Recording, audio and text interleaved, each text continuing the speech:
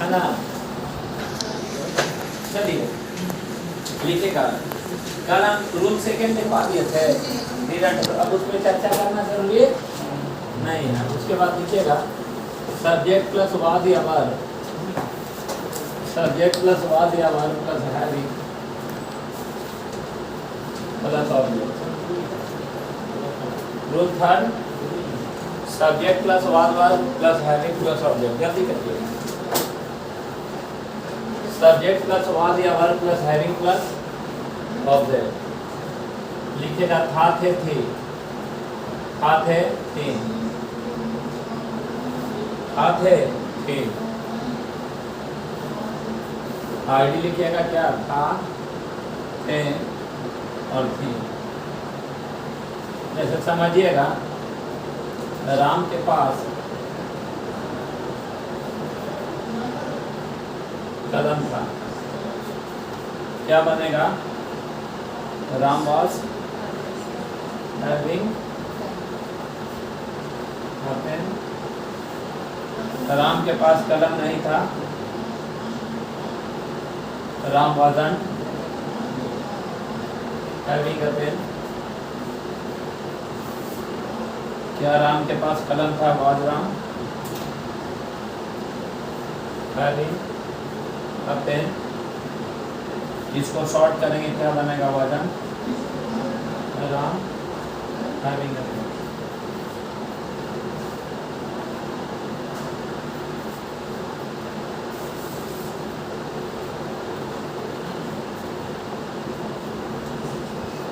हो गया।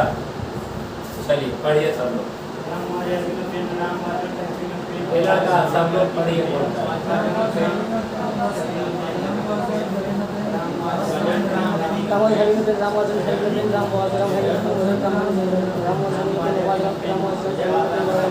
छोड़ दीजिए, ये सही नहीं है सेंटेंस, कल बताए थे। Yes sir. दिमाग में बैठ गया होगा। देखिएगा ब्रिटिश इंग्लिश ग्रामर के अनुसार, ब्रिटिश इंग्लिश ग्रामर के अनुसार, ब्रिटिश इंग्लिश ग्रामर के अनुसार यह सेंटेंस मान्य नहीं है, यह सेंटेंस मान्य नहीं है। ब्रिटिश इंग्लिश ग्रामर के अनुसार यह सेंटेंस मान्य नहीं है। ब्रिटिश इंग्लिश ग्रामर के अनुसार यह सेंटेंस मान्य नहीं है। जैसे लिखिएगा Ram told me that, Ram told me that, Ram told me that he was having more knowledge in English language, more knowledge in English language।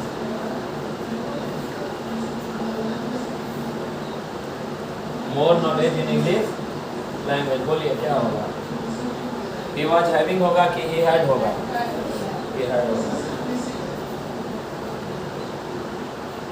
हो गया, मिटा दें।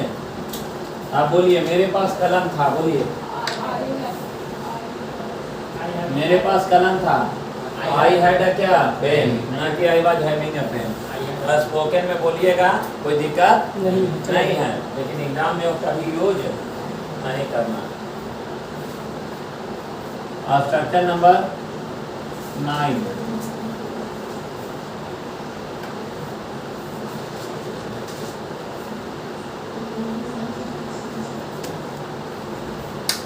अच्छा स्ट्रक्चर नंबर 8 है कि 9 है?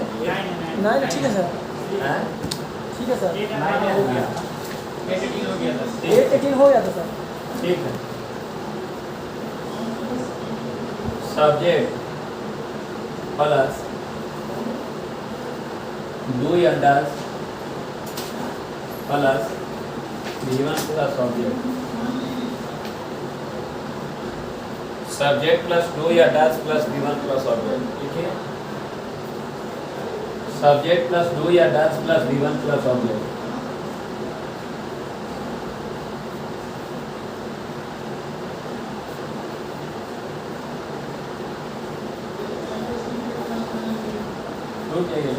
लिखे हैं ना आईडी, इसका आईडी हो जाएगा ताही है, उसके बाद तीही है और तेही है,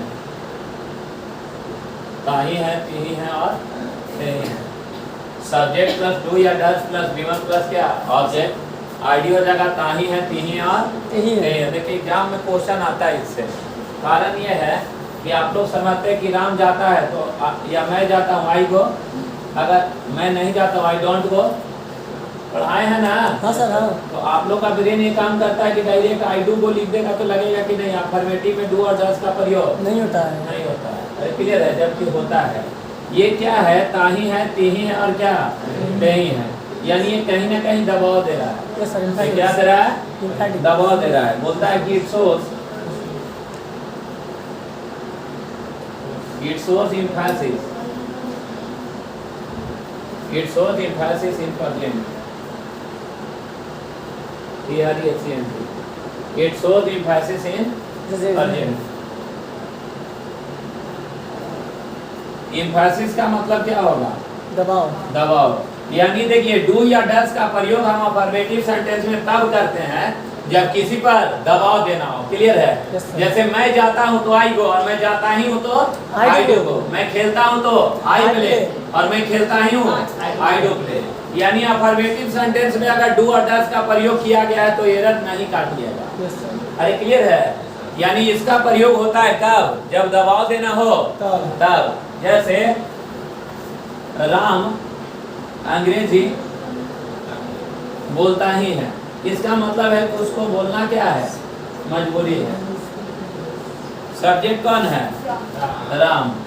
क्या लिखे बोलिए, राम डज स्पीक इंग्लिश। शुरू किएगा आप सब। अब इसका निगेटिव क्या बनेगा, राम डजंट स्पीक इंग्लिश। तब तो समान हो गया। Yes sir. अरे समान हो गया ना। राम जाता है तो राम गोस, राम नहीं जाता है राम डजंट गो, और राम जाता ही है तो राम डज गो, और राम नहीं जाता है तो राम डजंट गो। अरे क्लियर है। इसीलिए इसका क्वेश्चन सिर्फ आता है किससे, अफर्मेटिव। और निगेटिव, इंट्रोगेटिव और इंट्रोगेटिव निगेटिव में सबका फार्मूला क्या हो जाता है, समान हो जाता है।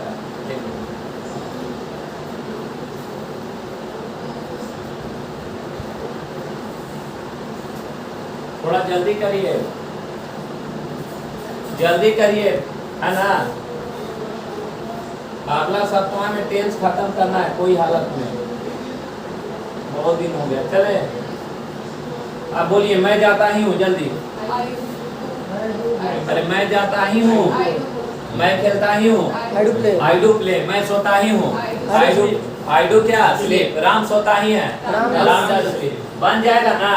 लिखेगा सी, लिखेगा she says that, she says that, she says that, she says that, C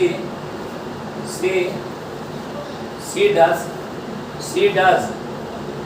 she does learn English, she does learn English in Gopal market, she does learn English in Gopal market। She says that she does learn English in Gopal market, she says that she does learn English in Gopal market। सही की गलत, सही sir. अरे clear है ना। Yes sir. जैसे इसका अगर अपोजिट ले लीजिएगा तो क्या बन जाएगा, subject plus did plus V one plus object. 19 ठीक है, subject plus did plus V one plus object. 19 subject plus did plus V one plus object. ID क्या हो जाएगा, ताही था, उसके बाद तीही थी और तेही थे। आईडी हो जाएगा ताही था, तीही थी और तेही थे। जैसे वह अंग्रेजी बोलती ही थी, वह अंग्रेजी बोलती ही थी, वह अंग्रेजी बोलती ही थी। सब्जेक्ट क्या होगा, सी। डज की डीड, डीड स्पीक इंग्लिश। आप लोग को ये लगेगा ना कि अफर्मेटिव में डीड आता है, लेकिन आता है क्या चीज को दर्शाने के लिए, Emphasis दबाव के को लिए, दर्शाने के लिए लिख लिए। अब नीचे नोट बना लीजिए। It shows emphasis, it shows emphasis, it shows emphasis, it shows emphasis in past, it shows emphasis in past, यानी यह दबाव को दर्शाता है। कहाँ? पास्ट में। आप बोलिए मैं जाता हूँ। अरे यार बोलो ना, ना बोलो। चलो आगे स्ट्रक्चर लिखो। सब्जेक्ट प्लस हैज या है प्लस बीन, नहीं बोलोगे चलते रहेंगे आगे। सब्जेक्ट प्लस हैज या है plus been plus before plus object. Subject plus has या है plus been plus before plus object. Subject plus has या है plus been plus before plus object. लिख लिए। प्लस फोर या since plus time, plus time. Subject plus has या है plus been plus before plus object plus for या since plus time. चलिए आप ही लोग जैसा पहले आईडी लिखते हैं, लिखिएगा से रहा है, उसके बाद से रही है और से रहे हैं। से रहा है, से रही और से रहे। से रहा है, से रही और से रहे। जैसे राम अंग्रेजी पढ़ाते आ रहा है। लिखेगा राम अंग्रेजी पढ़ाते आ रहा है, राम अंग्रेजी पढ़ाते आ रहा है। सब्जेक्ट कौन है? राम। राम के साथ हैज प्लस क्या बी, और पढ़ाना का टीचिंग, और इंग्लिश का object. Ram has been teaching English. Ram अंग्रेजी नहीं पढ़ाते आ रहा है। Ram hasn't been teaching English. इसको बाहर लेकर आएंगे। Has Ram been teaching English. इसको ब्रेक करिएगा, क्या बनेगा? Hasn't Ram been teaching English.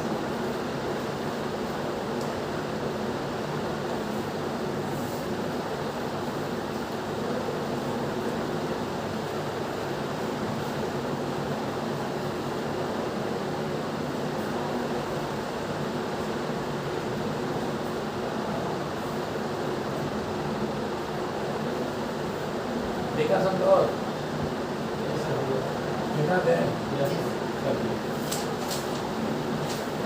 चलिए, तो बोलने में दिक्कत होता है तो बोलिए नहीं, खाली लिखना है। समझ तो देवे किया है क्या? खाली चलते रहिए, बोलने में भाग पड़ता है, कोई दिक्कत नहीं। लिख लीजिए। ना ना ना बोलिए। अरे हमको और कम मेहनत पड़ेगा। लिखिए, आप खाली लिखते चलिए, आंसर आएगा, टेंशन ना लीजिए।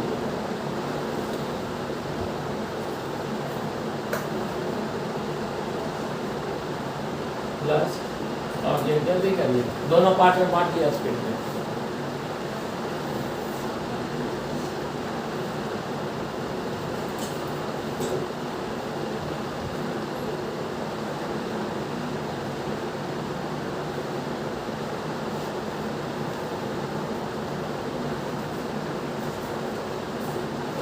ठीक है, इसको कॉन्टिन्यूअस में लिखवा दिए थे ना?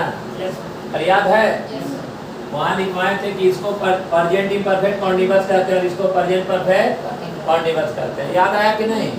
हाँ, लिखवा दिए हैं तो तब उतना यहाँ गहरा नहीं लिखना कि क्यों कहते हैं, समझ रहे ना? यहाँ बस शॉर्ट में लिखना है। V1 असचरवान याद करिए, एनएमए पढ़ा है ना? बस यहाँ शॉर्ट लिखिए, वही चीज है। लिखिएगा, लिखिएगा इस टेंस को प्रेजेंट इम्परफेक्ट कॉन्टिन्यूअस टेंस कहते हैं। इस टेंस को प्रेजेंट इम्परफेक्ट कॉन्टिन्यूअस टेंस कहते हैं। इस टेंस को प्रेजेंट इम्परफेक्ट कॉन्टिन्यूअस टेंस कहते हैं। इस टेंस को प्रेजेंट इम्परफेक्ट कॉन्टिन्यूअस टेंस कहते हैं। इस टेंस को प्रेजेंट इम्परफेक्ट कॉन्टिन्यूअस टेंस कहते हैं। वो सही लिखेगा। जबकि इस टेंस को प्रेजेंट परफेक्ट कॉन्टिन्यूअस टेंस कहते हैं। जबकि इस टेंस को प्रेजेंट परफेक्ट कॉन्टिन्यूअस टेंस कहते हैं। जबकि इस टेंस को प्रेजेंट परफेक्ट कॉन्टिन्यूअस टेंस कहते हैं। इस टेंस को प्रेजेंट इम्परफेक्ट कॉन्टिन्यूअस टेंस कहते हैं, जबकि इस टेंस को प्रेजेंट परफेक्ट कॉन्टिन्यूअस टेंस कहते हैं। लिखिएगा इनको। इस टेंस का निर्माण समय को दर्शाने के लिए नहीं किया गया। इस टेंस का निर्माण समय को दर्शाने के लिए नहीं किया गया। कौन सा साइड? बायां साइड। हाँ, स्पीड में केवल लिखिए ना। इस टेंस का निर्माण समय को दर्शाने के लिए नहीं किया गया। इस टेंस का निर्माण समय को दर्शाने के लिए नहीं किया गया। इस टेंस का निर्माण समय को दर्शाने के लिए नहीं किया गया। उस समय को ड्यूरिंग ऑफ टाइम अर्थात फोर तथा सिंस कहते हैं। उस समय को दर्शाने के लिए नहीं किया गया। उस समय को ड्यूरिंग ऑफ टाइम, उस समय को ड्यूरिंग ऑफ टाइम अर्थात फोर तथा सिंस कहते हैं। लिखिए, पढ़ा दिए है वाला, इसलिए भाग रहे हैं स्पीड में। इनटू लिखिएगा।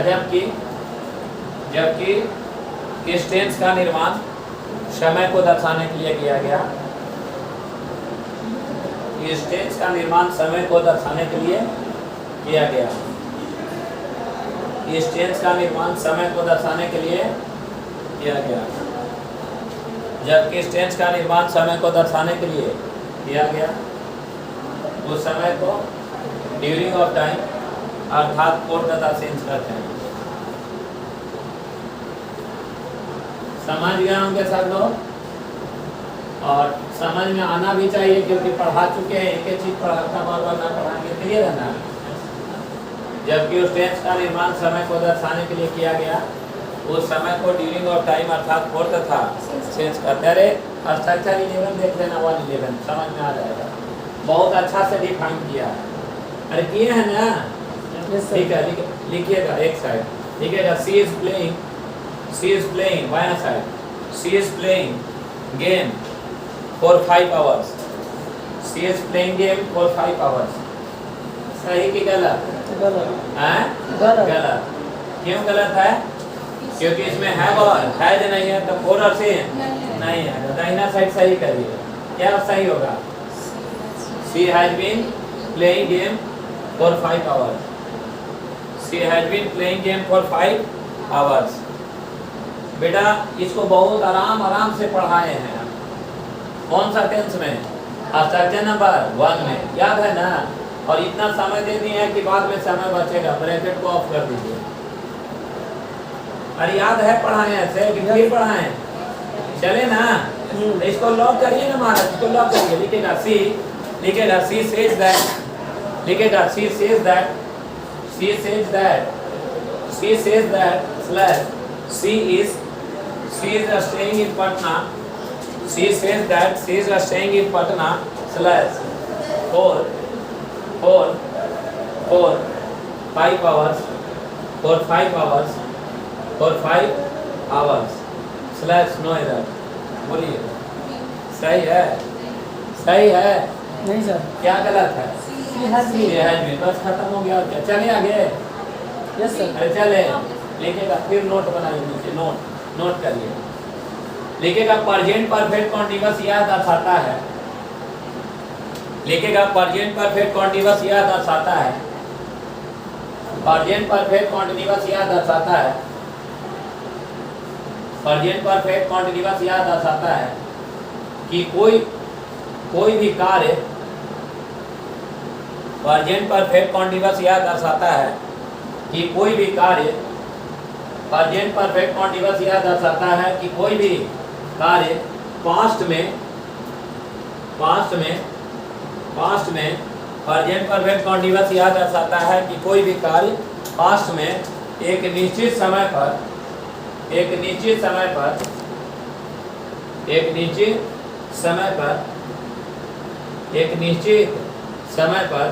जिस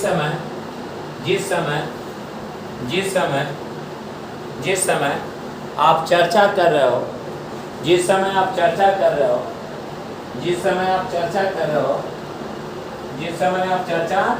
कर रहे हो उससे भी पहले कार्य शुरू हुआ। उससे भी पहले कार्य शुरू हुआ। उससे भी पहले कार्य शुरू हुआ। उससे भी पहले कार्य शुरू हुआ। उससे भी पहले कार्य शुरू हुआ और तब से और तब से और तब से और तब से चलते चलते और तब से चलते चलते और तब से चलते चलते आज आज वर्तमान आज वर्तमान तक जारी हो, आज वर्तमान तक जारी हो, आज वर्तमान तक जारी हो, तथा तथा तथा इसे इसे आगे भी चलते रहने की संभावना हो, इसे आगे भी चलते रहने की संभावना हो, इसे आगे भी चलते रहने की संभावना हो। जहाँ तक मेरा दिल कहता है कि ये भी हम समझाए थे, समझाया कि ना बोल रहे थे कि मान लीजिए 1947 ऐसे बोले थे, मान लीजिए 1990 में किसी का शादी हुआ, 88 से मोहब्बत होगा, शादी हुआ कब 90 में, रिजल्ट आया 91 में, यानी पास्ट में काम शुरू हुआ, चलते चलते कहाँ तक जारी रहा और आज भी अभी जारी है और आगे भी चलते रहने की संभावना। यानी प्रेजेंट परफेक्ट कॉन्टिन्यूअस क्या दर्शाता है कि कोई भी कार्य कहाँ पास्ट में शुरू हुआ और उससे चलते चलते अरे अभी भी जारी है और फ्यूचर में भी चलते रहेगा। वो क्या है? Present perfect continuous. अरे क्लियर है? जैसे लिखिएगा I have been teaching English, I have been teaching English. I have been teaching English since. I have been teaching English since 2011. I have been teaching English since 2011. इसका मतलब क्या समझे? कब काम शुरू हुआ? 2011 में। उससे भी पहले ये किसी को पता नहीं है और तब से अभी चल रहा है और आगे भी चलते रहेगा। अरे क्लियर है? इसको कैसा टेंस कहेंगे? Present perfect continuous. अरे याद रहेगा।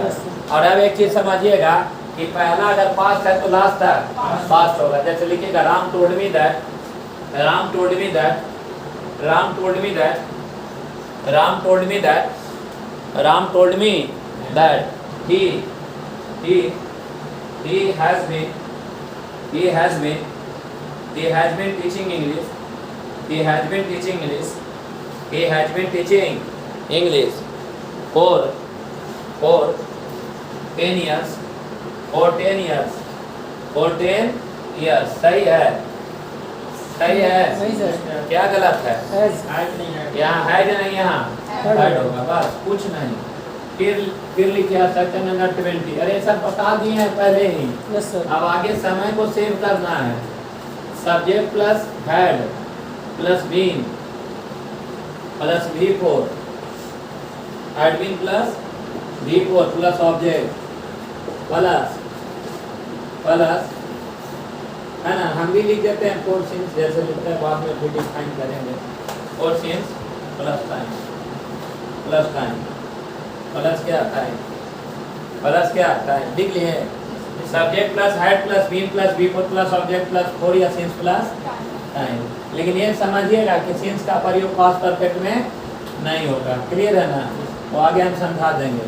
आईडी लिखिएगा से रहा था, से रहा था, से रही थी और से रहे थे, से रहा था, से रही थी और से रहे थे, से रहा था, से रही थी और से रहे थे। स्पीड में लिखिएगा, नहीं स्पीड में लिखिएगा ना तो 1.5 महीना टेंस जाएगा। और यहाँ से समझे? लिख लिए से रहा था, से रही थी और से रहते। जैसे मान लीजिए राम अंग्रेजी पढ़ाते आ रहा था, अभी कि पहले से पढ़ाते आ रहा था। राम अंग्रेजी पढ़ रहा था और पढ़ाते आ रहा था, दोनों में अंतर है ना? है? या राम अंग्रेजी पढ़ा रहा था और राम अंग्रेजी पढ़ाते आ रहा था कोई समय से। तो ये हो गया राम, क्या लिखेंगे? हैड बीन और क्या होगा? टीचिंग और क्या? इंग्लिश। पक्का?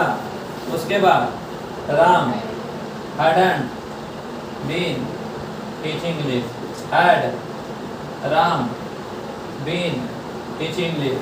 उसके बाद hadn't Ram been teaching English. बनाने नहीं आएगा तो पूछ लीजिएगा, जल्दी करिए। मतलब प्रत्येक 2 मिनट पर वो टेंस खत्म होना चाहिए। हो गया? Yes sir. हो गया?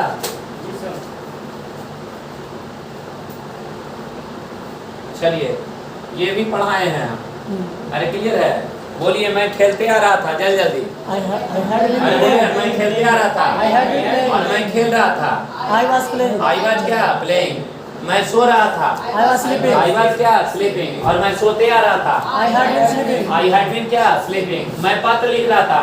I was writing a letter. I was writing का लेटर और मैं पत्र लिखते आ रहा था। I had been writing a क्या letter. अंतर है? एक यह दर्शाता है कि कार्य क्या चल रहा था और एक यह दर्शाता है कि कार्य कब से चलते आ रहा था, यानी समय से। अरे यही ना, मैं क्रिकेट खेल रहा हूँ तो आई एम प्लेइंग क्रिकेट और मैं क्रिकेट खेलते आ रहा हूँ I have been playing cricket. दोनों में क्या अंतर? एक कार्य अभी जारी है और एक कार्य कोई समय से चलते आ रहा है और जो प्रेजेंट में है वो पास्ट में है। ब्रेक करिए बीच में, हम ब्रेक करिए। अभी कैसे डिफाइन किए? दोनों में डिफाइन किए ना, जल्दी करिए। सब्जेक्ट प्लस वाज या वर्ब, सब्जेक्ट प्लस वाज या verb plus before plus object. ये भी बोलिए कि ना पढ़ाए हैं? ये सर लिखेगा subject plus had plus been. अरे यार subject plus had plus been plus before plus object पढ़ाए हैं बेटा। सेक्शन नंबर 2 और 12 जाके देखो, पढ़ाए हैं। सब्जेक्ट प्लस इसीलिए रिवाइज करने के लिए बोले हैं। सब्जेक्ट प्लस वाज या verb plus before plus object. ये सर लिखेगा आईडी। रहा था, रही थी, रहे थे। जल्दी जल्दी करिए। रहा था, रही थी, रहे थे और वो सर लिखेगा से रहा था, से रही थी, से रहे थे। आईडी लिखेगा से रहा था, से रही थी, से रहे थे। से रहा था, से रही थी, से रहे थे। से रहा था, से रही थी और से रहे थे। हो गया? जैसे लिखेगा नोट करके। अब क्यों दोनों में अंतर के विशेष जानकारी के लिए और सेक्शन नंबर 2 और 12 को देखें। अगर हम बोले तो कल रिवाइज करने के लिए किए होंगे तो अच्छा है। लिखिएगा लिखिएगा लिखिएगा इस टेंस को पास्ट इम्परफेक्ट कॉन्टिन्यूअस टेंस करते हैं। इस टेंस को पास्ट इम्परफेक्ट कॉन्टिन्यूअस टेंस करते हैं। जितना स्पीड में लिख सकते हैं, राइटिंग फैक्टर नहीं है। इस टेंस को पास्ट इम्परफेक्ट कॉन्टिन्यूअस टेंस करते हैं। इस टेंस को पास्ट इम्परफेक्ट कॉन्टिन्यूअस टेंस करते हैं। इस टेंस को पास्ट इम्परफेक्ट कॉन्टिन्यूअस टेंस कहते हैं। ये साइड लिखिएगा। जबकि इस टेंस को पास्ट परफेक्ट कॉन्टिन्यूअस टेंस कहते हैं। जबकि इस टेंस को पास्ट परफेक्ट कॉन्टिन्यूअस टेंस कहते हैं। पास्ट परफेक्ट कॉन्टिन्यूअस टेंस कहते हैं। जबकि इस टेंस को पास्ट परफेक्ट कॉन्टिन्यूअस टेंस कहते हैं। क्लियर है? क्यों कहते हैं समझ रहे आप लोग? Yes sir. कोई दिक्कत नहीं है। लिखिएगा N1 N2 करिए। N1 N2 करके N2 हो जाएगा ना? Yes sir. देखिएगा इस टेंस का निर्माण समय को दर्शाने के लिए नहीं किया गया। इस टेंस का निर्माण समय को दर्शाने के लिए नहीं किया गया। इस टेंस का निर्माण समय को दर्शाने के लिए नहीं किया गया। उस समय को ड्यूरिंग ऑफ टाइम, उस समय को ड्यूरिंग ऑफ टाइम अर्थात फोर तथा सिंस करते हैं। उस समय को ड्यूरिंग ऑफ टाइम अर्थात फोर तथा सिंस करते हैं। उस समय को ड्यूरिंग ऑफ टाइम अर्थात फोर तथा सिंस करते हैं। उस समय को ड्यूरिंग ऑफ टाइम अर्थात फोर तथा सिंस करते हैं। क्लियर है? उस समय को ड्यूरिंग ऑफ टाइम अर्थात फोर तथा सिंस करते हैं। पक्का? ये साइड लिखिएगा। कौन सा साइड? राइट साइड लिखिएगा। जबकि इस टेंस का निर्माण समय को दर्शाने के लिए किया गया है। जबकि इस टेंस का निर्माण समय को दर्शाने के लिए किया गया है। जबकि इस टेंस का निर्माण समय को दर्शाने के लिए किया गया है। जबकि इस टेंस का निर्माण समय को दर्शाने के लिए किया गया है। जबकि इस टेंस का निर्माण समय को दर्शाने के लिए किया गया है। उस समय को ड्यूरिंग ऑफ टाइम अर्थात फोर तथा सिंस करते हैं। उस समय को ड्यूरिंग ऑफ टाइम अर्थात फोर तथा सिंस करते हैं। उस समय को ड्यूरिंग ऑफ टाइम अर्थात फोर तथा सिंस करते हैं। पकड़ लीजिएगा बात को, पकड़ लीजिएगा। चलिए लिखिएगा। जल्दी करिए बेटा, जितना जल्दी भागिए। लिखिएगा बायां साइड।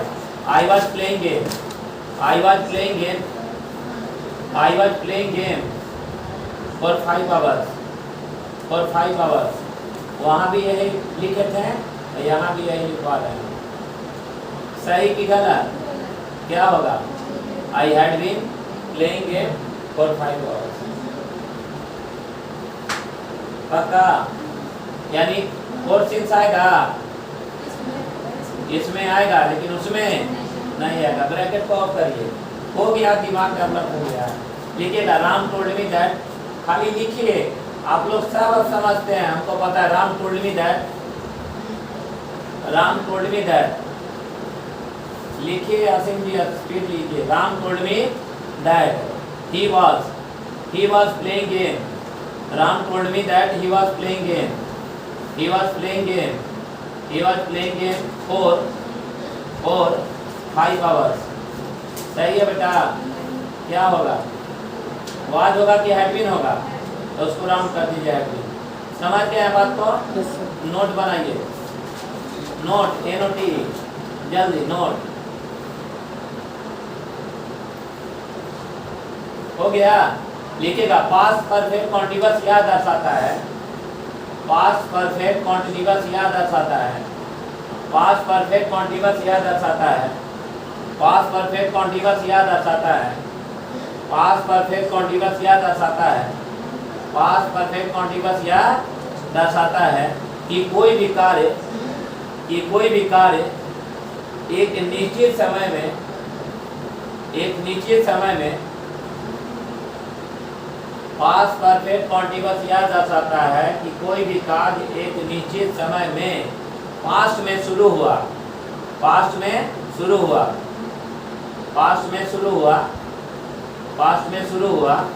तथा यह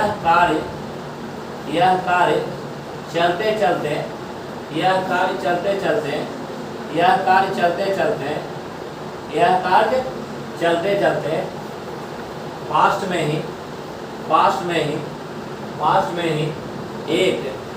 एक निश्चित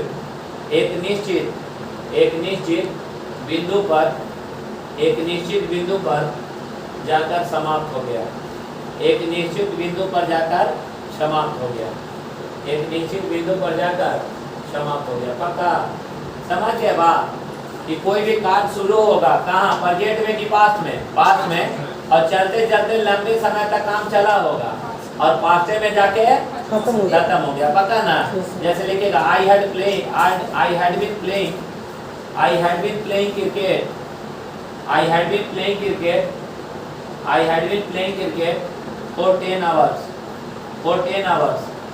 for 10 hours। यानी मैं क्रिकेट खेलते आ रहा था। कितना? 10 घंटों से। अरे यही है ना? क्लियर है कंसेप्ट? लिखिएगा एक सेंटेंस और लिखिएगा राम सेज दैट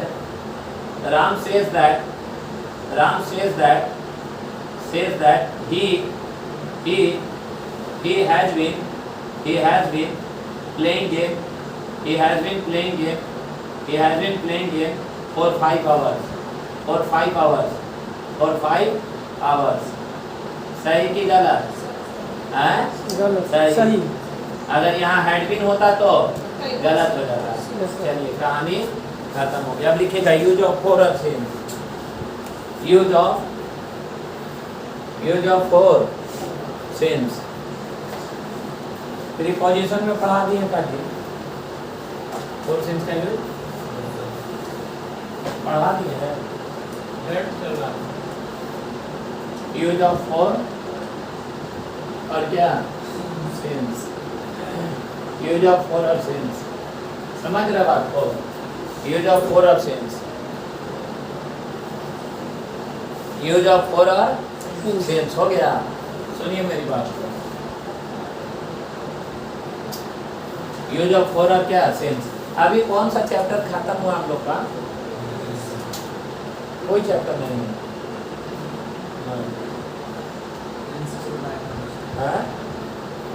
टेन शुरू किए हैं।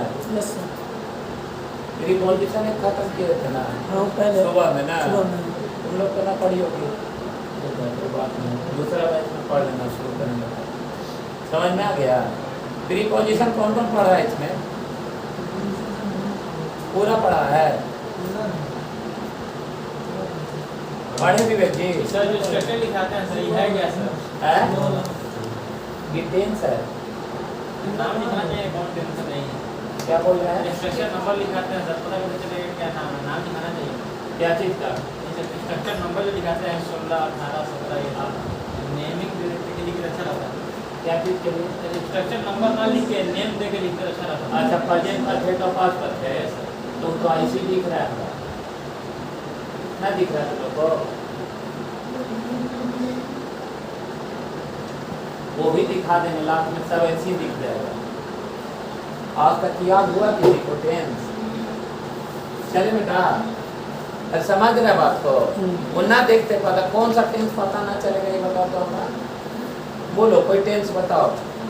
हाँ बोलो, हम ना लिख पा रहे हैं। बोलो कोई टेंस का नाम बताओ। Subject plus had plus object sir. Subject plus had plus object, कैसा टेंस है वो? Sir subject plus had plus object, कैसा टेंस है? पोजीशन का है, पोजीशन है। ये पोजीशन पोजीशन है, है, past ये आपका टेंस में मेंशन नहीं है। कंडीशनल आएगा। हेड प्लस ऑब्जेक्ट जो है आपका टेंस में नहीं नहीं है, आपका टेंस में बारह को टेंस पढ़े हैं। समझ में आ गया बेटा? टेंस 3 होते हैं, लास्ट में दिखाएंगे काल, प्रेजेंट, पास्ट और क्या फ्यूचर, और उसमें उसके 4 भेद होते हैं। Present indefinite, present perfect, past perfect और क्या प्रेजेंट परफेक्ट कॉन्टिन्यूअस, और फिर 4 गो इसी का पास्ट में और 4 गो फ्यूचर में, खत्म हो जाते हैं। उसका चर्चा ना टेंस में आगे बताइए। वो सेंटेंस कैसा है बताइए। अरे कैसा है? पोजीशन से। अरे क्लियर है? और आगे बोलिए।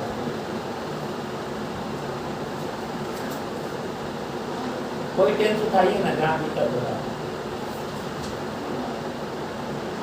Subject plus had plus V 3 plus object. हाँ, कौन सा टेंस? तो पास्ट परफेक्ट है। कौन सा टेंस है? नहीं, कौन सा टेंस है भाई?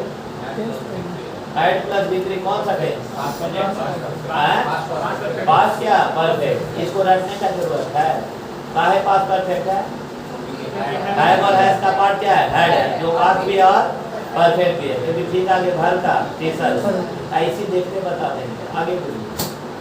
सर समस्या ये नहीं है, समस्या ये है कि आप बोलते हैं कि स्ट्रक्चर 2, स्ट्रक्चर 5, स्ट्रक्चर 7, तो समझ में नहीं आता है कि आप 2 किसको बोलते हैं, 5 किसको बोलते हैं, 7 सर मान भूल गया तो फिर उसको देख के क्या चीज के लिए? अब बोलिएगा कि स्ट्रक्चर 2 में क्या था, तो वो सही नहीं पूछेगा कि स्ट्रक्चर 2 आप पूछते हैं तो हम लोग समझ नहीं आता। में ये पढ़ाए थे। आप समझ में नहीं आता है कहाँ से पढ़ाए थे, कौन पढ़ाए थे। ना एकदम हमको पता है जैसे जैसे पढ़ा रहे हैं। ये एग्जाम में तो कुछ भी ना करेगा कि स्ट्रक्चर नंबर क्या है। क्वेश्चन पूछ रहा है, बहुत सीधा क्वेश्चन पूछ रहा है। डायरेक्ट क्वेश्चन पूछे। सर आप भी पूछते हैं कि स्ट्रक्चर नंबर खाली ये पढ़ाए थे। समझ में आना चाहिए किससे हम बोल लोगों रहे ने हैं। स्ट्रक्चर खाली में पढ़ाए क्या थे। आप नेम रहता बोलते कि प्रोजेक्ट पर कंटिन्यूअस ये पढ़ाए थे, तब सोचते हैं ये सही पढ़ाए थे क्या? जैसे कि हम कोई होता है ना, बताते हैं कि हम पहले पढ़ाई चुके हैं। हमको सब पता है। स्ट्रक्चर नंबर 1 पढ़ाए थे, 1 में कब पढ़ाए हैं? बोलो बेटा। आपको तो पता ही ना है। फिर आप लोग को ना पता है? स्ट्रक्चर 1 में क्या है? सिंपल, फिर उल्टी बोल रहा है। जो हम अगर भाषा में जा रहे हैं, अगर ना गया तो कहानी बोलो जाएगा। अभी ये चैप्टर खत्म होने दो, तब पता चलेगा कि टेंस कितना गहरा लेके चले गए। 12 को पैटर्न बता रहे थे किस तरह आप नंबरिंग करते हैं। हम नंबरिंग किए हैं, इसको एक्टिव और पैसिव वॉइस भी ले जा रहा है, नरेशन भी ले जा रहा है। वही बस समझ लेते लोग। हम 3 को चैप्टर पढ़ा रहे हैं जो आप लोग को पता नहीं चल रहा है। एक को टेंस पढ़ा रहे हैं, दूसरा वॉइस पढ़ा रहे हैं, तीसरा नरेशन पढ़ा रहे हैं। अरे क्लियर है? और ऐसे जाइएगा किताब में पढ़ने तो एक टेंस मिलेगा अलग, अरे क्लियर है, वॉइस मिलेगा अलग और नरेशन मिलेगा अलग। और एग्जाम में जो क्वेश्चन आता है वो बता के नहीं आता, वो तीनों मिक्स करके आता है, इसीलिए मिक्स करके पढ़ा। ये हमने अपने आप से बनाया है। आप बोलिएगा कि 1 का 11 क्यों पढ़ाते हैं?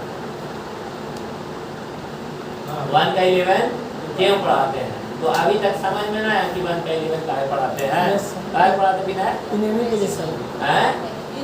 1 का अपोजिट 11 पढ़ाते हैं कि या तो क्वेश्चन आएगा तो प्रेजेंट पर या तो पास्ट पर। तो मैं जा रहा हूँ का उल्टा क्या होगा? मैं जा रहा था। और कल हमको नरेशन बनाना होगा ना, तब हमारा मात्र 8 गो क्लास देंगे नरेशन खाता है, 7 गो क्लास देंगे वॉइस खाता है। क्वेश्चन उठाओगे बन जाएगा। जैसे Ram Ram said to me, ऐसे देगा, इन्वर्टेड कॉमा देता है ना, Yes, sir. और दे देगा कि आई एम टीचिंग इंग्लिश। तब पगलाइल रहोगे, आज तक बड़ी लड़का पढ़ने वाला देखते हैं और मास्टर, लेकिन आज तक नरेशन का क्वेश्चन नहीं बना, आई एम टीचिंग इंग्लिश ऐसे देता है ना कि डायरेक्ट से क्या ले जाना है, इनडायरेक्ट। हम बोलेंगे ना कि पास है क्लास पर, Past है। पास है कराम, खाली इतना ही ना बताना होगा कि ऑब्जेक्ट है कोल्ड होगा, Yes, sir. और ये हट जाएगा तो ये नहीं हो जाएगा, Yes, sir. इन्वर्टेड हटेगा तो दैट होगा, ये फर्स्ट पर्सन आपके पास He. तो क्या होगा ही, अब इज के Was. चलने का क्या हुआ, Past में। देखो चला गया नरेशन के लिए। अरे 111 में गया Yes, sir. तो 2 कहाँ चल जाएगा 12 में, और 3 13 में, और ऐसे राम सेड दैट, तो राम इज टीचिंग इंग्लिश की राम वाज नहीं समझ रहे, समझ गए सर? अरे समझ रहे हैं, ये दुनिया का कोई किताब में भी नहीं है, ये भी बता देते हैं। ये फॉर्मेट जो है ना थोड़ा दिन बाद पता चलेगा। आपका सिर्फ दायित्व ये है कि पूरा टेंस का हमको नोट्स चाहिए जो हम पढ़ा दिए। हम बोलते हैं स्ट्रक्चर नंबर 5, तो कल जो क्लास आए तो याद रहेगा ना कि स्ट्रक्चर क्या है हमारा चला है, 1 चला है, 11 चला है, 2 की 12, 3 की 13, 4 की 14, 5 की 15, 6 के 17, और अगर टेंस ऐसे पढ़ाएंगे तो हमारा पूरा ज्ञान है, बोलो टेंस पढ़ा के खत्म करते हैं 20-10 दिन में, यही तो पूरा पढ़ना पढ़ाता है। और वही चीज तू भी पढ़ना चाहता है, यहाँ से भी लिखता है, ऐसे लिखवाएगा टेंस का मतलब, अरे क्या होता है काल, और काल कितना होता है 3, कौन प्रेजेंट पास्ट और फ्यूचर, ठीक है, प्रेजेंट पास्ट फ्यूचर, ये हो गया प्रेजेंट, और ये हो गया पास्ट, और ये हो गया फ्यूचर। अरे यही है ना प्रेजेंट पास्ट फ्यूचर में, प्रेजेंट में ऐसे लिखवाएंगे subject plus is are am, is are am plus verb का क्या मारो ऑब्जेक्ट, तो लिखवाएंगे ना। उसके बाद सब्जेक्ट प्लस हैज या have plus been plus V4 plus object, अरे होगा subject plus V1 slash V5 plus object, अरे होगा।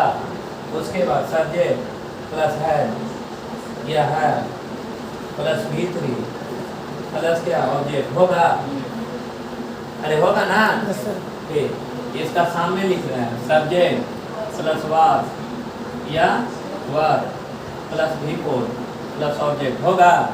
इसका सामने subject plus had plus been plus V4 plus object, होगा। अरे दिख रहा है। फिर ये वाला सब्जेक्ट सामने एकदम प्लस हेड या head plus subject plus had plus V3 plus object, ये वाला ना वीडियो होगा, ये V2 हो जाएगा, subject plus V2 plus object, होगा। और ये वाला subject Head plus had plus V3 plus object, अरे होगा। और फ्यूचर में सब्जेक्ट प्लस सेल या विल प्लस V1 प्लस क्या ऑब्जेक्ट, होगा। सब्जेक्ट प्लस शेल या विल प्लस ये बीन है ना, तो क्या होगा है plus been plus V4 plus object, होगा। Yes, sir. अरे होगा। ये वाला सब्जेक्ट प्लस क्या सेल या विल प्लस क्या है प्लस वर्ब का क्या मारो तीसरा रो प्लस ऑब्जेक्ट, होगा। अरे होगा ना। Yes, sir.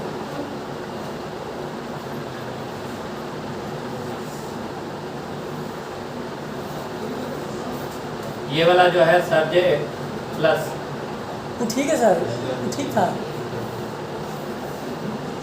ये हो जाएगा subject plus shall will plus be या plus will be plus V1 plus object, और ये हो जाएगा सब्जेक्ट अच्छा प्लस सेल हैव या विल प्लस है प्लस बी प्लस है प्लस बी थ्री प्लस क्या V3 और ऊपर हो जाएगा ऑब्जेक्ट, सेल बी ये हो जाएगा सब्जेक्ट प्लस सेल बी या will plus B plus plus before plus subject plus object होगा। यस सर अरे हो गया। एक टेंस क्या होता है बोलिए? तीन गो। अरे काल काल क्या होता है? तीन गो। कौन कौन? Present past future present past और फ्यूचर यही ना। और तीनों के क्या क्या हो गए? चार चार को देखो। 1 2 3 4 1 2 3 4 1 2 3 4 सही बात है। टेंस कितना होता है? तीन गो। और इसका क्या क्या गो है? चार चार गो। फिर बोलेगा कि प्रेजेंट टेंस का चार भेद होते हैं। नोट नहीं ना हमें पढ़ाना पड़ेगा कि काल कितने होते हैं? तीन। कौन कौन? प्रेजेंट पास्ट और फ्यूचर। फिर लिखवाना होगा कि प्रेजेंट उसे कहते हैं जो अभी उपस्थित है, पास्ट उसे कहते हैं जो बीत गया, फ्यूचर उसे कहते हैं जो आने वाला है। ऐसे ही लिखवाने बोल रहा था ना, वैसे ही लिखवा के पढ़ाते हैं। समझ रहा है बात को? और फिर बोलते हैं कि देखिए बच्चों प्रेजेंट टेंस के किन्हीं चार भेद होते हैं। लिखिए present indefinite, present perfect, present continuous. अरे यही ना लिख पाएंगे? और प्रेजेंट परफेक्ट कंटीन्यूअस यही ना लिखवाते हैं। अब देखिए एक ऐसा टेंस है प्रेजेंट कंटीन्यूअस। कैसा टेंस? Present continuous. यही ना पढ़े बचपन में। और हम इसको क्या बोलते हैं?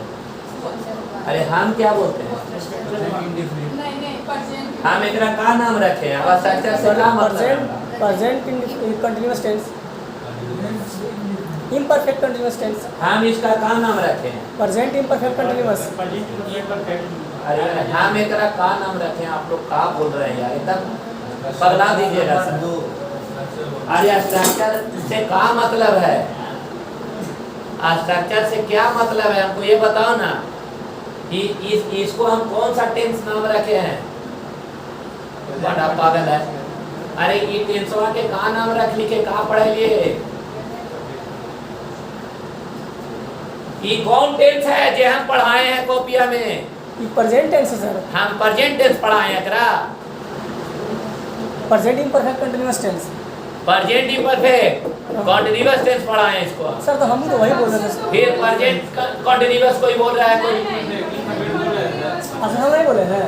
ये क्या है? प्रेजेंट कंटीन्यूअस है और हम इसका नाम क्या रखें? Imperfect continuous. Present imperfect continuous का है ऐसा है भजना है तो ये हम रखेंगे नहीं सर, इसको कैसा नाम है बोलो? Present perfect tense. हाँ? Present perfect tense. Present perfect continuous sorry क्यों कंटीन्यूअस है? क्योंकि हैजर का पार्ट है। क्योंकि है जो है का पार्ट है और आगे तो before है। इसको कैसा टेंस कहेंगे? Present present perfect perfect continuous. अरे कहेंगे ना। और इसको कैसा कहेंगे? Present imperfect. तुम लोग का पढ़ा है? सिंपल प्रेजेंट या प्रेजेंट इंडेफिनिट ना जी? हाँ सर। अरे प्रेजेंट इंडेफिनिट है ना, तो या तो डेफिनिट है या इंडेफिनिट है या तो परफेक्ट है या इम्परफेक्ट है। अरे वही तो है। यस सर अब ठीक है इसको सर। बोलिए इसको क्या बोलते हैं? Present perfect tense. अरे क्लियर है।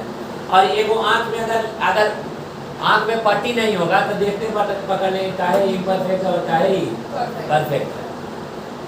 अरे क्लियर है। अब ये बोलिए कैसा टेंस? पास्ट आप इम्परफेक्ट। लोग अपना भाषा में पुराना दुनिया में जाओ, इसको कैसा tense? Past continuous. Past continuous tense. अरे यही ना। और हम लोग क्या पढ़े हैं? Past imperfect continuous tense. इसको पास्ट परफेक्ट कंटीन्यूअस टेंस का है भाई? हैं? अच्छा इसको सिंपल पास्ट या ना तो पास्ट इंडेफिनिट। अरे यही ना। हम इसको क्या बोले हैं? पास्ट क्या? इम्परफेक्ट। अरे बतिया बराबर है ना। उसके बाद ये वाला पास्ट क्या? परफेक्ट। अरे रखिएगा कि याद है? याद है। याद है ना? तो ये क्लियर है कि नहीं? 4 4 कितना? 8। और फिर उधर होगा ये बोलिए फ्यूचर। अरे फ्यूचर है ना। और ये भारत का क्या मारो? चौथा रो। कैसा टेंस पढ़े हैं? Future continuous. Yes sir. अरे पढ़े हो ना? Future continuous. हम इसको कब पढ़ाएंगे? Future imperfect continuous. रटने की जरूरी है। ये बोलो इसको का फ्यूचर परफेक्ट कंटीन्यूअस। अरे आप लोग यही ना पढ़े हैं? Yes, sir. हम इसको भी फ्यूचर परफेक्ट कंटीन्यूअस। पकड़ने का तरीका है सर। है? अरे पक्का। उसके बाद इसको क्या पढ़ेंगे? हाँ सिंपल फ्यूचर या फ्यूचर इंडेफिनिट। अरे यही ना, हम इसका नाम क्या रखे हैं? Future imperfect. अरे क्लियर है? इसको क्या कहिएगा? Future future perfect continuous. हम इसको क्या बोले? Future perfect continuous. क्या है? क्योंकि हैव है और वर्ब का क्या मारो? चौथा लो। अच्छा, तो ये फ्यूचर परफेक्ट हो गया। Yes sir. अरे क्या हो गया? Future perfect. तो यही ना हो गया 4 को। आप बोलिए मैं जा रहा हूँ। बोलिए sir. I am going. I am क्या? गोइंग। मैं जा रहा था। I was going. और मैं जाता रहूंगा। I will be going. I will be going. अरे यही ना, मैं पत्र लिख रहा हूँ। I am writing letter. बोलो भाई, मैं पत्र लिख रहा हूँ। I am writing letter. और मैं पत्र लिख रहा था। I was writing letter. I was writing a letter. और मैं पत्र लिखते रहूंगा। I will be writing letter. I will be writing a ठीक। इसको क्या बोले हैं? मैं ताजमहल देख चुका हूँ। I have seen Taj Mahal. I have seen the Taj Mahal. पढ़ा है ना? मैं पत्र लिख चुका हूँ। I have written letter. I have written a letter. मैं पत्र लिख चुका था। I had written letter. I had written letter. I have written a letter. और मैं पत्र लिख चुका हूँगा। आई विल हैव क्या? Written a letter. अरे यही ना बोलेंगे। इसको बोलिए मैं जाता हूँ। आई गो। आई गो। मैं गया। I went. I went. और मैं जाऊंगा। I will I go. Will go. इसको क्या बोलेंगे? हो गया सर, सब हो गया। ये ना हुआ ना, मैं पत्र लिखते आ रहा हूँ। I have been writing letter. और मैं पत्र लिखते आ रहा था। I have been writing letter. और मैं पत्र लिखते आई विल रहूंगा। Have been writing letter. अरे क्लियर है? अरे यही ना, तो इधर से जाओगे तो प्रेजेंट पास्ट फ्यूचर, और ऐसे आओगे तो प्रेजेंट पास्ट और फ्यूचर। अरे क्लियर है? ये 12 को पढ़ाने से रिजल्ट हो जाएगा। तब बोलो टेंशन में चलते हैं ऐसे। लेकिन वो कंसेप्ट क्लियर नहीं हुआ सर कि पास्ट का पास्ट से प्रेजेंट का प्रेजेंट से ये वाला। अरे हम जो बोल रहे हैं समझ रहा है तू लोग? हाँ सर, हाँ। पहले जो बोले समझ रहे हैं बात? Yes sir. इसको पढ़ा देंगे रिजल्ट हो जाएगा ना। अब हंस रहा है, मुस्कुरा रहा है। नहीं, कहावत है कि भैंस के आगे बीन बजाय भैंस बैठ है ना? क्लियर है? Yes sir. और बोलो कि सर वैसे काहे क्या अंदर काफी है, तो अंदर का सोच कि इतना इंग्लिश पढ़ चुके हैं ना कि हमको आंसर दिखता है। सर एक बता दीजिए सर, आप बोले थे 64 ऊपर स्ट्रक्चर है। हाँ सर 1 का 11 लिखना है, हाँ 2 का 12, 3 का 13, हाँ। इसमें 9 का 19 हो गया। हाँ, 10 का 20 हो गया। उसके बाद तब 21, 22, 23, 24 ऐसे चलेंगे। 20, 22 तो कंप्लीट नहीं होगा।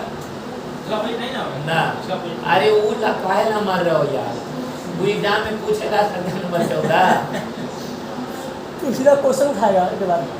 अभी हम आपको चैलेंज कर रहे हैं ना कि अभी तुमको एगो करेक्टिव ग्रामर किताब है ना, और बुक है, नाम है अजय सिंह, बोरिंग रोड में पढ़ाते हैं इंग्लिश का, नाम सुने होंगे आप। यस। तुमको हम प्रूव करके दिखाते हैं कितना वो आदमी को अभी ग्रामर सीखने की जरूरत है। और यही लोग किताबों हम खरीदवाते हैं। कितने गलत है किताबों का आंसर, खुद उन्हीं का कंसेप्ट में उन्हीं को प्रूव कर देते हैं कि यहाँ बी आंसर दिए और यहाँ सी दिए हैं। समझ रहे बात को ना? वो खुद तुम प्रूव करेगा। अभी टेंस खत्म हो जाएगा, तुम्हारा दायित्व है कि हमरा एक भी हम आपको बता दे रहे हैं 5 क्लास 7 क्लास और 5 क्लास 7 क्लास और 7 क्लास, क्या है वो क्लास हो गया? 19 को क्लास आओ। अगर हम पढ़ा के भी तुम को यहाँ से भेज देंगे ना, तो सीजीएल मेंस में 7 को नंबर लेके आओगे, खाली एक्टिव, पैसिव और नरेशन और टेंस।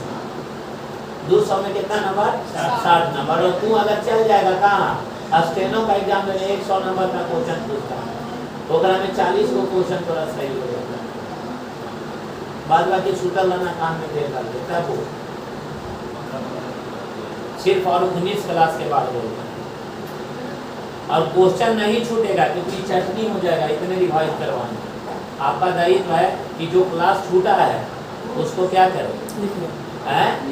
लिखें और बैकअप करें। बात समझे? अब मंत्राना अंदर सर क्या सोच रहे हैं, तो सब चीजें तू लोग गूगलवाता है, और जब तक हमारा टेस्ट लेगा तब तक तू टेस्ट लेते रह जाएगा। आप बोलो कि ये काहे सोचे हैं, समझ में आ रहा है? यस सर, हाँ।